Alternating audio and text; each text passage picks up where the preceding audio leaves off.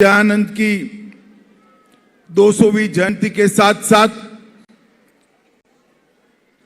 आने वाले 2 सालों में एक कार्यक्रम चलने वाला है।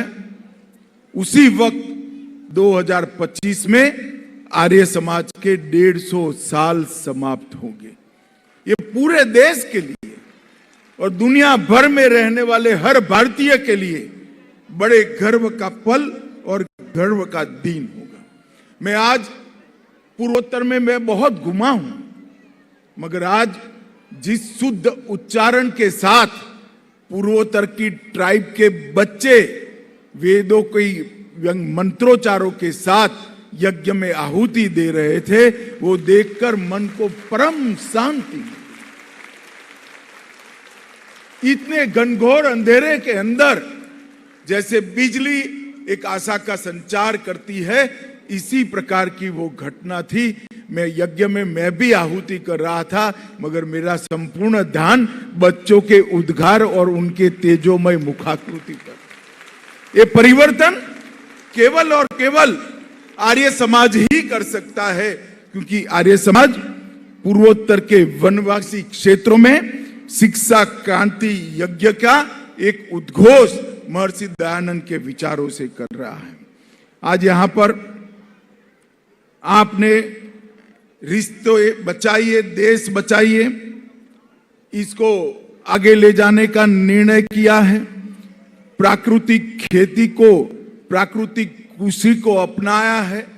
प्राकृतिक कृषि से न केवल पृथ्वी और मिट्टी का कल्याण होने वाला है, गौ माता के संरक्षण और संवर्धन से पूरी दुनिया का भी कल्याण होने वाला है। और मैं आचार्य जी को विशेष बधाई देना चाहता हूं। जिस तन्मयता के साथ और जिस जुनून के साथ आचार्य जी ने प्राकृतिक खेती के आंदोलन को पूरे देश भर के अंदर चलाया है, और मोदी जी ने भी आचार्य जी के इस आंदोलन को सरकार की ओर से पूरा समर्थन कर लाखों किसानों को आज यूरिया और डीएपी से मुक्त कर पृथ्वी माता को फिर से एक बार गुणवत्ता से सभर बनाना और मानव शरीर को रोगों से मुक्त करने का अभियान चला है।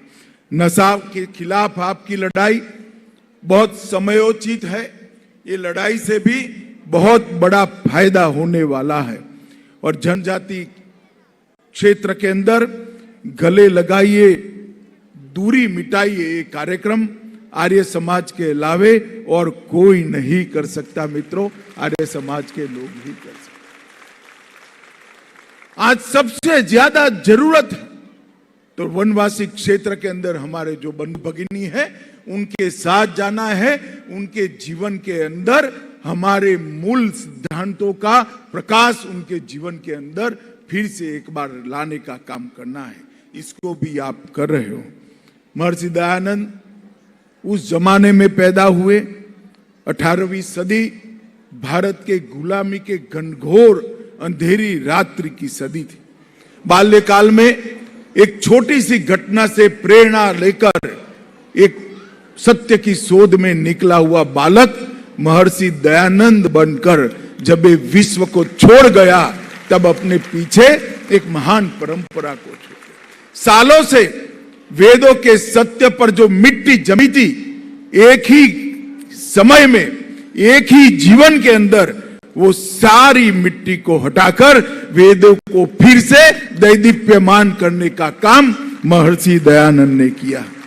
स्वदेशी और स्वभाषा, इसका स्वाभिमान पहली बार उस घनघोर रात्रि के अंदर निर्भीकता के साथ रखने का काम महर्षि दयानंद ने किया।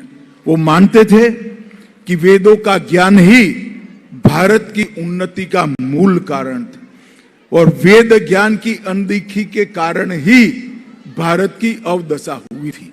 इसलिए उन्होंने इस वेद के ज्ञान को ही मूल आधार मानते हुए अपना पूरा जीवन जिया और वेदों की और लोटों का मंत्र दिया, जो आज भी ढेर सारे लोगों के लिए प्रेरणा का स्रोत बना हुआ है। दयानंद जी समझ चुके थे कि व्यक्ति कितना भी महान हो परंतु उसका जीवन सीमित होता है। इसलिए आर्य समाज की 1875 में नींव रखकर उन्होंने हमेशा के लिए अपने विचारों को एक लोगों के सामने जाने की दीप की लौ जलाने का काम महर्षि दयानंद ने किया।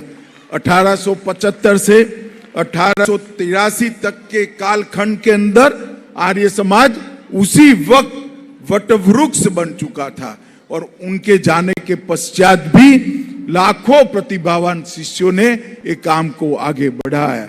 स्वामी श्रद्धानंद, महात्मा हंसराज, पंडित गुरुदत्त, लाला लाजपत राय, इन्होंने उस जमाने में इस देश के युवाओं को और इस देश के चाहने वाले सभी लोगों को देशभक्ति और स्वभाषा और स्वधर्म का संस्कार देने का काम बहुत अच्छे तरीके से किया।